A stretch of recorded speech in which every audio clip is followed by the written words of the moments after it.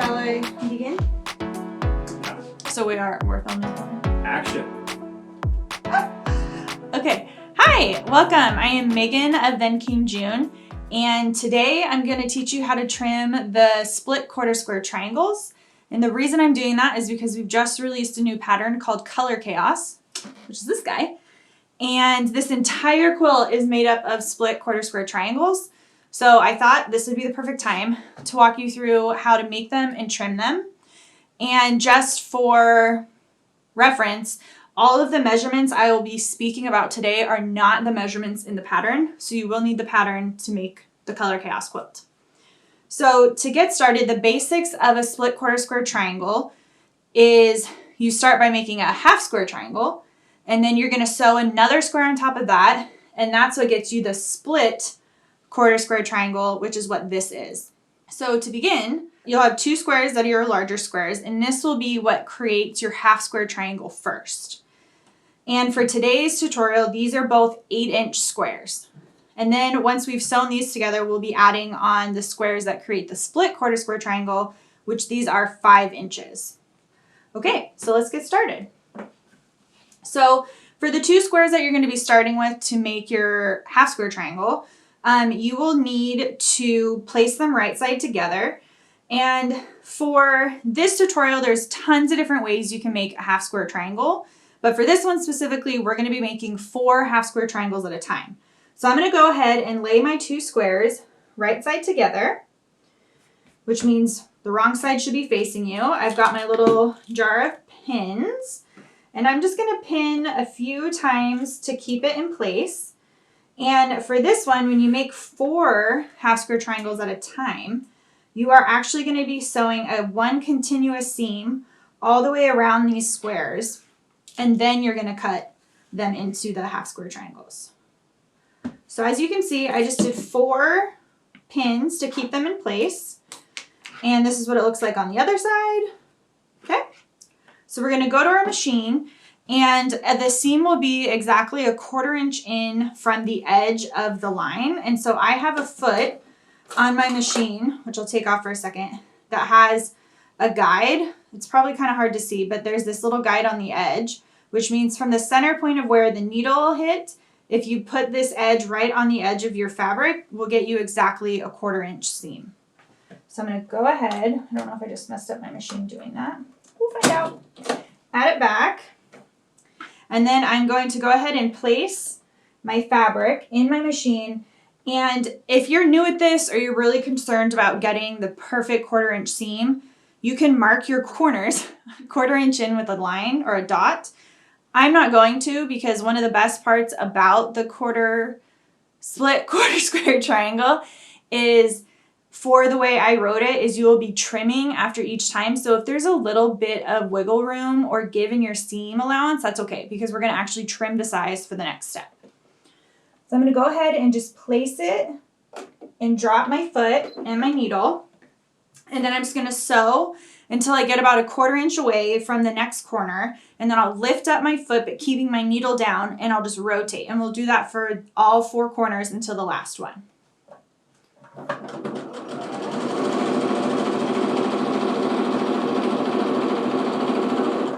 So once I get kind of close to my corner, I just slowly finish it to where it looks about 1/4 inch in. And then I just pick up the foot, and I'm going to spin my fabric. And then I'm going to lower my foot. And because I have that 1/4 inch foot, it's going to perfectly align with the edge of the fabric. And I'll do this again, if my machine will let me.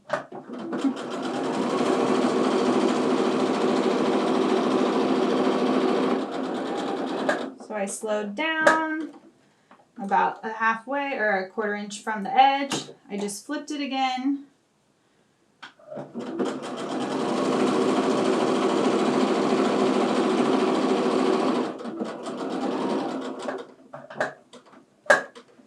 Okay, so I just did my final turn. So now for the last seam, I'm just going to go ahead and sew all the way to the end.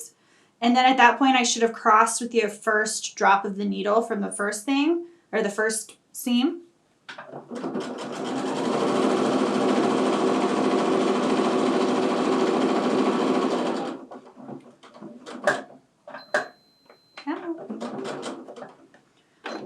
I just used my cutter. And so this is where we're at. We have a completely sewn piece of fabric. And so what you'll do when you're doing the 4 at a time like this is you're going to now cut it on the diagonal each way, and you'll end up with 4 half square triangles. You can do it however you feel you want. What I typically try to do is I'll take this longer ruler I have, which is 3.5 inches by 12.5 inches. Best ruler out there.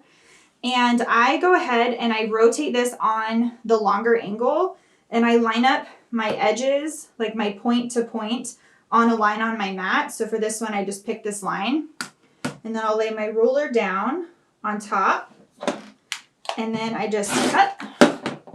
So now we have 2 halves. And then I basically do the same where I line up the cut line on a line on the mat. And then I kind of make sure that the other point that I'm going to be cutting is ending up on a vertical line. And I'm just going to make sure that's all lined up well. Lay your ruler down. Cut. So now we've got 2 half square triangles, and now I'll cut the last one. Okay, so I lined it up, the cut line on the bottom, a vertical line for the point. Okay, so now we have 4 half square triangles, and then all 4 of these are going to get pressed open. And then from here, we will trim to size here so that we're getting the most accurate size we could get to start the split quarter square triangle. The thing with half square triangles, and specifically quarter split triangles, is because we're cutting multiple times, you're going to have multiple edges on the bias of the fabric, which means it's a lot easier for the fabric to stretch. So that's another benefit of kind of sewing them a little larger and then trimming them to size, so you know for sure when you're starting your next step, you are at a very accurate cut.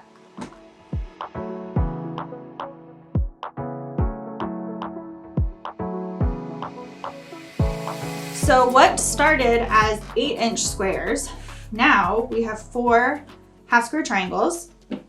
And like I said, we're going to now be cutting them down to the next step size that we need to make your split quarter square triangle. So I'm going to go ahead and take my ruler.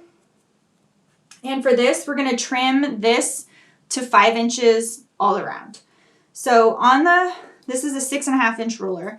On this ruler, there's a line here that goes diagonal, and that's where you're going to want this line to fall on your split quarter square triangle right here. And then you can see that depending on where you move it, if you look at this line, this is the line we're going to want. So this is what creates that 5-inch finished square. So for this, we only really have to be concerned about our 2 corners here.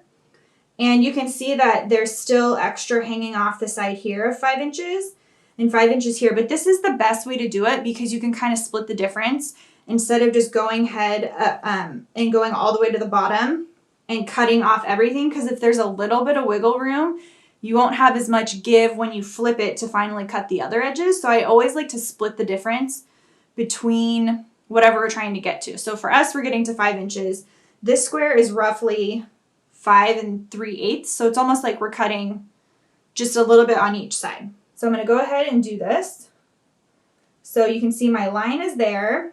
I'll be cutting a little bit like this, and then we'll flip it and we'll cut off the final bits on the other end. So you can see, and then we just rotate it, and I do it again. So now the side that I just cut should line up perfectly with the lines on this ruler at the 5-inch mark. So I'm going to line that up, make sure my center line is on the seam. I'm going to go ahead and cut. And now we have a perfectly square 5-inch half square triangle. So I'm going to go ahead and do this to my other 3, and then we'll be ready to move on to the next step.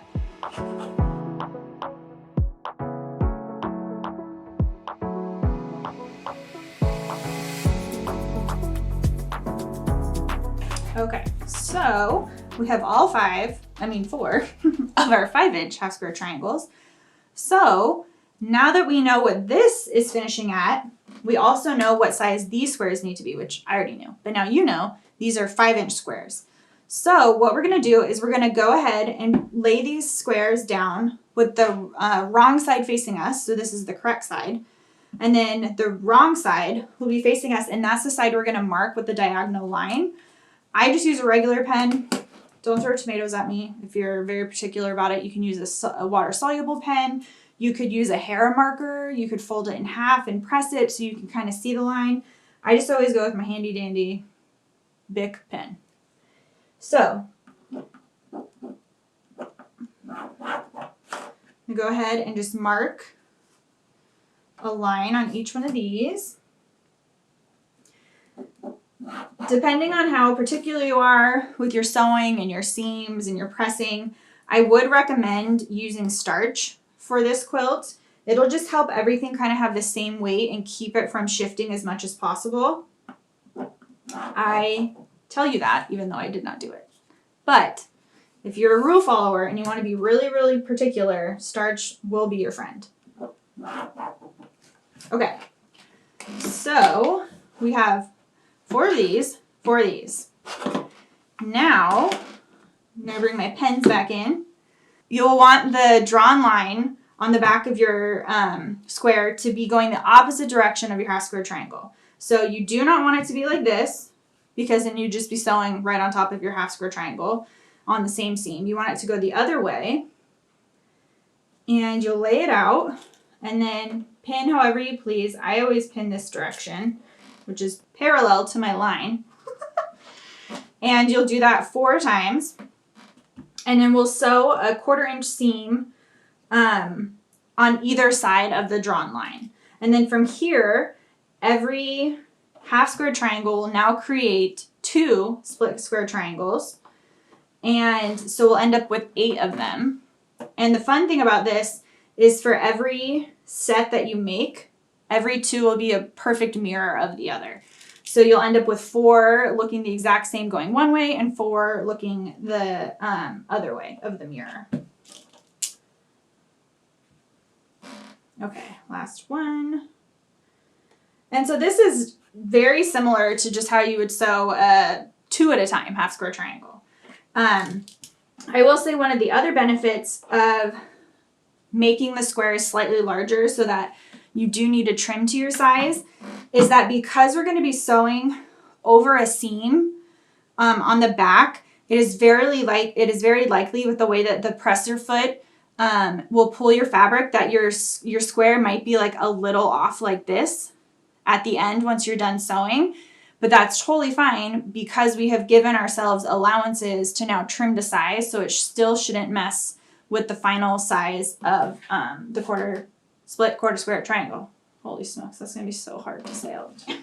Okay, so here we go. I'm going to do the same thing in the sense of I have my 1/4 foot guide on my machine, and I'm just going to raise my foot and lower it so my guide actually now sits on the drawn line. And I'm going to go ahead and sew, and I'll do all 4 at one time of one side.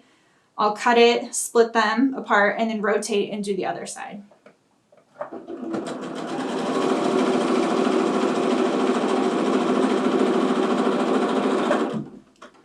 And this is what people call chain piecing, is where you don't cut the thread after each sewn seam. So what I just did is I sewed just a tiny bit off the end of this last piece, and then I'm just going to lift my foot and put the next piece down without cutting my thread so it'll all stay together. And so that's what they call chain piecing.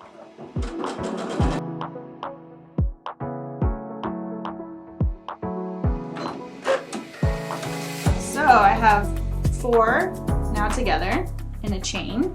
I'm going to go ahead, this is just like a little thread cutter on the side of my machine. You can use that if your machine has it. You could use little scissors or snips. And then I'm just going to go ahead and flip them. And now I'm going to do the same thing but on the other side.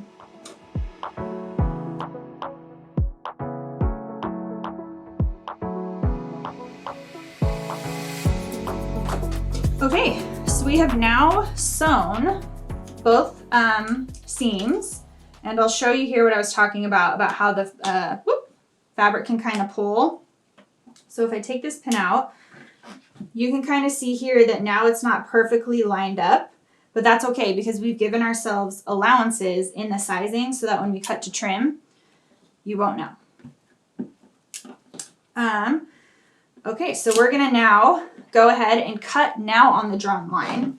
So take our ruler. Doesn't matter which way you put it on you don't have to line it up on the mat. You'll just use your ruler and line it up exactly on your drawn line and cut.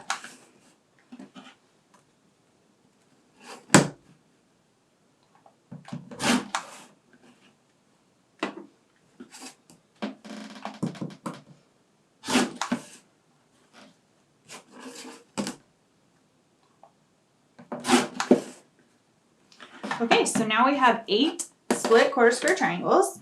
And again, we'll press every seam open and then we'll come back and trim them. And here I'll show you the exact mirror of 2 of them. So as you can see, these are now facing the opposite, they're in the opposite placement.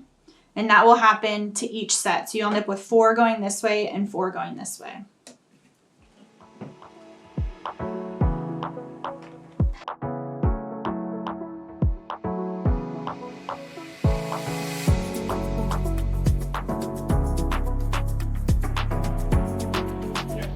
Okay, so now we have 8 of our split quarter square triangles, and I'm going to show you how to trim these, and I'll show you how not to trim them. These are going to be finishing at 4 1/4 inches. So I'm going to go ahead and lay mine on the mat.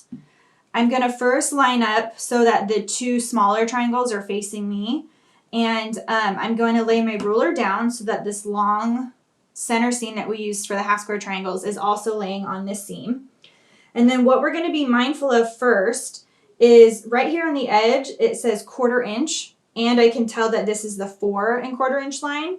So I want to make sure that this line is right on top of this short seam, and then make sure that this line is as like centered as possible. And you can see over here, this would be the 4 1/4. So when we rotate, we'll have a little bit more to trim. So we want to make sure center line is good, and our 1/4 inch where we want it to fall is falling right on top of the seam. Okay, so it looks kind of crazy now, like that is not how you'd want it to look, but we're going to end up cutting that off so that we have 3 perfect points. So again, we'll lay the main center seam down, or center line. And then this is where we want to make sure our 4 1/4 inch is lined up perfectly on the inside of the ruler, and then confirm that when we cut it off, that we're also having the perfect points. So I'm going to just check this. My corner is good here, here, and then this is exactly where you can see what's going to be cut off here will be a point, but then also the inside 1/4 inch right here is on the line, because that is going to be what gets you the perfect seam when you are actually sewing 2 of these together. So now as you can see, we have a perfect split quarter square triangle. Now you will do the same thing to all 8 of your split quarter square triangles. I'll do one more accurately and then I'll show you how not to do it.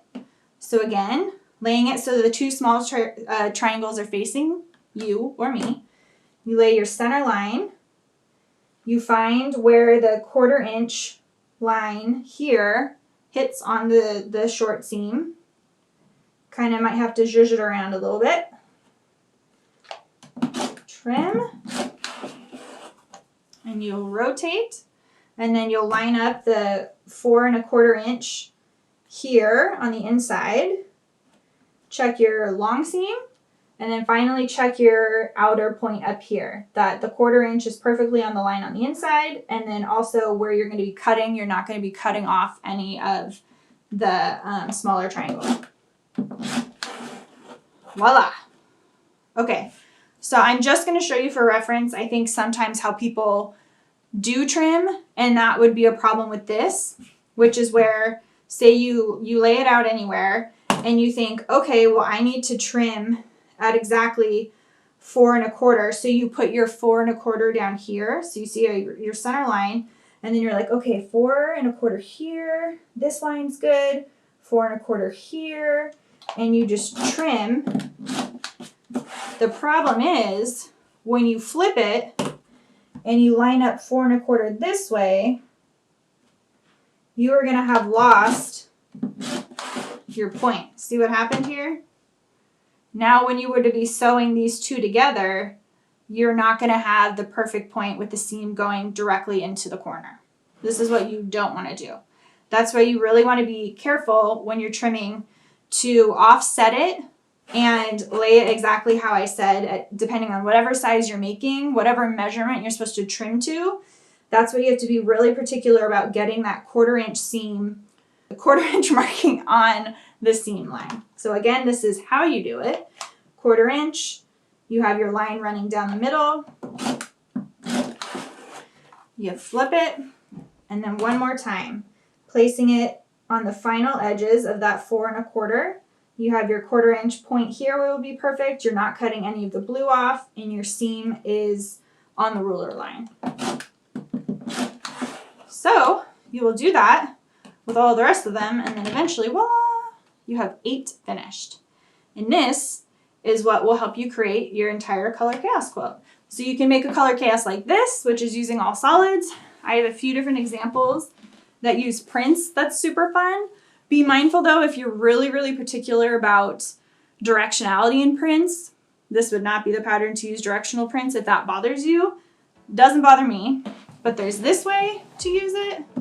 Or if you want like a really bold, fun way, you can do it where it's the same 3 colors repeating. Nothing changes about how you sew this together. They're all still made with the split quarter cord triangles, but it's using the same fabric in every single piece in the same position, and it creates like a really fun modern look. I hope you enjoyed this, and I hope it's helpful. You can take this information to use anytime you use split quarter square triangles, but specifically this will be perfect to help you trim your units in the Color Chaos quilt pattern. Done? Yeah, excellent.